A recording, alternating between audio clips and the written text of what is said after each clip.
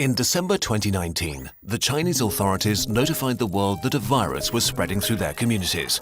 In the following months, it spread to other countries, with cases doubling within days. This virus is the severe acute respiratory syndrome-related coronavirus 2 that causes the disease called COVID-19 and that everyone simply calls coronavirus. What actually happens when it infects a human, and what should we all do?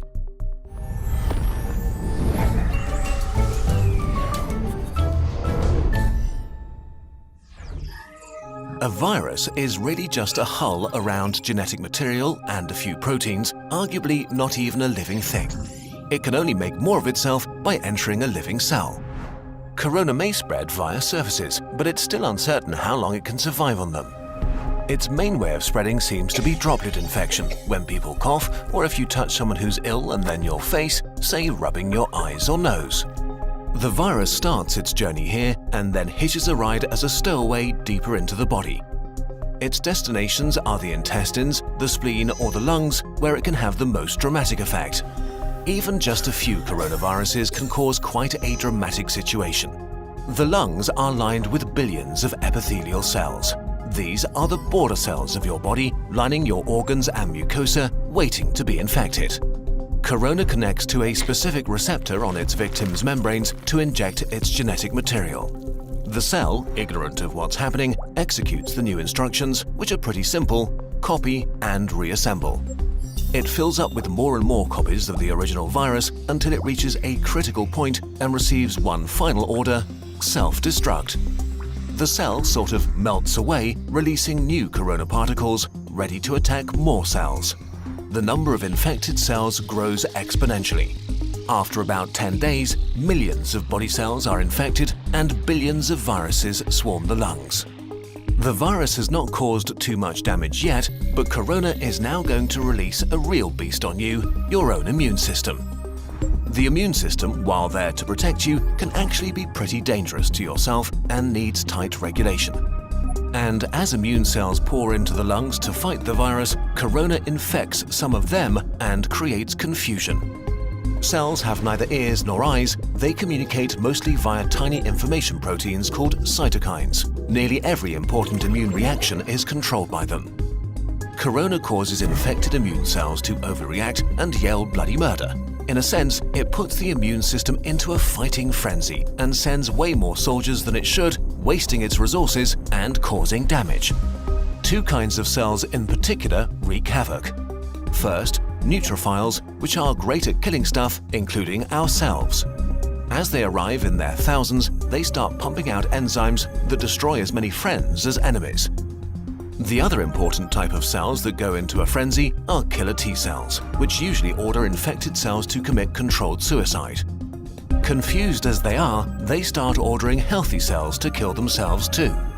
The more and more immune cells arrive, the more damage they do, and the more healthy lung tissue they kill.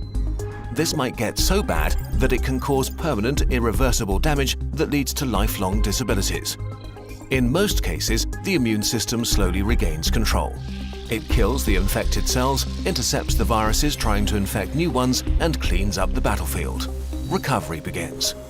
The majority of people infected by corona will get through it with relatively mild symptoms. But many cases become severe or even critical. We don't know the percentage because not all cases have been identified, but it's safe to say that there is a lot more than with the flu. In more severe cases, millions of epithelial cells have died, and with them, the lung's protective lining is gone. That means that the alveoli, tiny air sacs via which breathing occurs, can be infected by bacteria that aren't usually a big problem.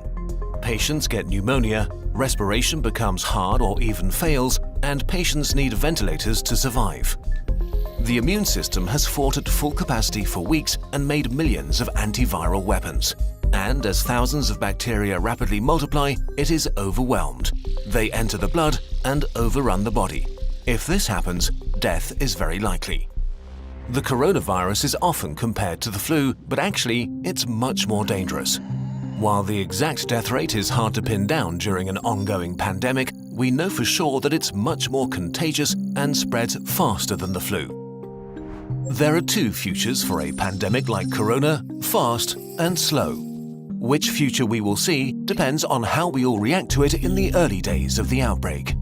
A fast pandemic will be horrible and cost many lives. A slow pandemic will not be remembered by the history books. The worst-case scenario for a fast pandemic begins with a very rapid rate of infection because there are no countermeasures in place to slow it down. Why is this so bad? In a fast pandemic, many people get sick at the same time. If the numbers get too large, healthcare systems become unable to handle it. There aren't enough resources like medical staff or equipment like ventilators left to help everybody. People will die untreated. And as more healthcare workers get sick themselves, the capacity of healthcare systems falls even further. If this becomes the case, then horrible decisions will have to be made about who gets to live and who doesn't. The number of deaths rises significantly in such a scenario. To avoid this, the world, that means all of us, needs to do what it can to turn this into a slow pandemic. A pandemic is slowed down by the right responses, especially in the early phase, so that everyone who gets sick can get treatment and there's no crunch point with overwhelmed hospitals. Since we don't have a vaccine for corona, we have to socially engineer our behavior to act like a social vaccine. This simply means two things: not getting infected and not infecting others. Although it sounds trivial, the very best thing you can do is to wash your hands. Soap is actually a powerful tool. The coronavirus is encased in what is basically a layer of fat.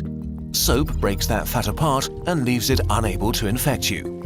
It also makes your hands slippery, and with the mechanical motions of washing, viruses are ripped away.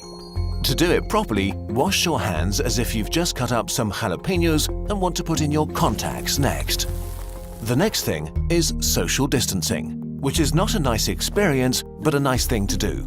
This means no hugging, no handshakes. If you can stay at home to protect those who need to be out for society to function, from doctors to cashiers or police officers. You depend on all of them. They all depend on you to not get sick.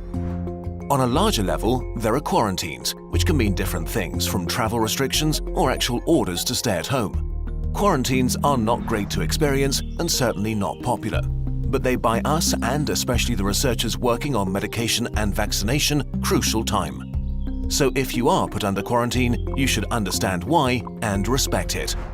None of this is fun, but looking at the big picture, it is a really small price to pay. The question of how pandemics end depends on how they start. If they start fast with a steep slope, they end badly. If they start slow with a not-so-steep slope, they end okayish. And in this day and age, it really is in all of our hands, literally and figuratively. A huge thanks to the experts who helped us on short notice with this video, especially